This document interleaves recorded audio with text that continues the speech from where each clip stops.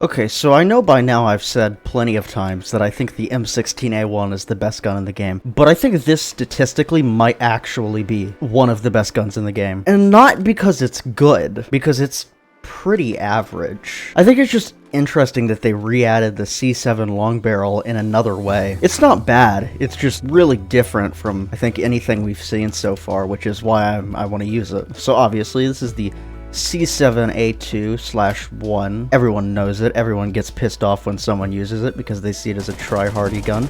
And so what better way to make a gun that people think only tryhards use into a gun that people respect than to handicap it by making it pretty much objectively worse. Now, I've been using 7.62, but that's probably stupid. I probably shouldn't, because one of the main benefits of this is that it has less recoil, because it has less fire rate. Although it's not like the C7 really had very much recoil to begin with, so honestly, this is probably kind of useless. But you know, that's what I like to do. I like to talk about guns no one else talks about. I like to show a side of Phantom Forces that most other Phantom Forces YouTubers are too scared to show because they know that there's not any point in showing it. But me, well, I like to go to the dark side, you know? I like to go and use guns that you have never and probably will never see. So just from that clip alone, you can probably gather that this gun actually is pretty good. And it is. But I feel like the default gun is probably better. Maybe not necessarily better, but definitely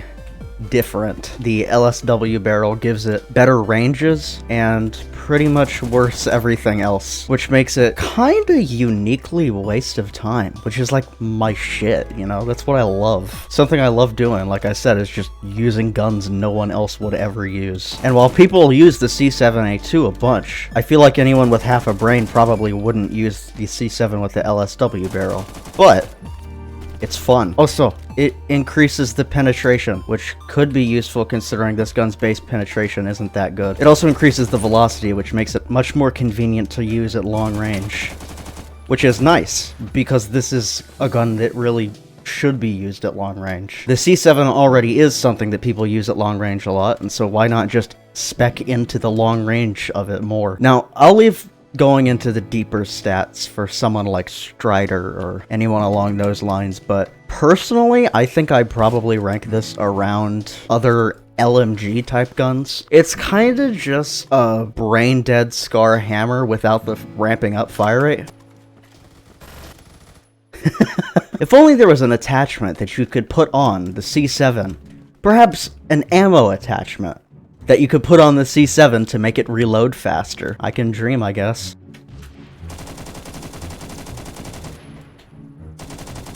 Now that's something you probably couldn't do with the C7 normally, because the C7's penetration is awful normally. Now this is accurately stated through the name, but this does remind me a lot of the L86. It's pretty much just a Canadian AR platform L86, which means it's objectively better than the L86 because the L86 is an SA80 platform gun, and we all know how reliable those are. And a lot of the time when I think, oh, it increases the penetration, that's not that useful. But then I start playing the game with the attachment, and I'm like, you know, that penetration can be used in a lot of different ways. Obviously, you can wallbang people. That's what it lets you do. But the things you can do with wallbangs are very versatile. There's a lot of variety in what kind of crazy things you can get up to with wallbangs. Like, you can just duck behind cover and start shooting at someone through it. And that seems obvious, sure, but sometimes in the heat of the moment you might not think to do it. Now that I think about it, this gun statistically should not be as good as it is. The handling's awful.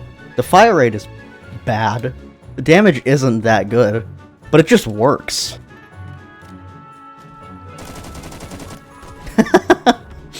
Jesus Christ. Did they remodel the M145 to be worse? Because I don't remember it being anywhere near this obstructive. I loved this sight. The sight was so beautiful, and you had to go and remodel it and make it ass. God, how could you do my baby, my favorite scope like this? Okay, so I forgot that I don't know how to play on that map, so I'm gonna go back into my comfort zone. Desert Storm, Acro P1. Can't wait to get 30 billion kills immediately without any effort. Symptoms of only playing on Desert Storm include only playing on Desert Storm, only being able to play on Desert Storm, only wanting to play on Desert Storm, and not playing on other maps, and only being able to play on Desert Storm.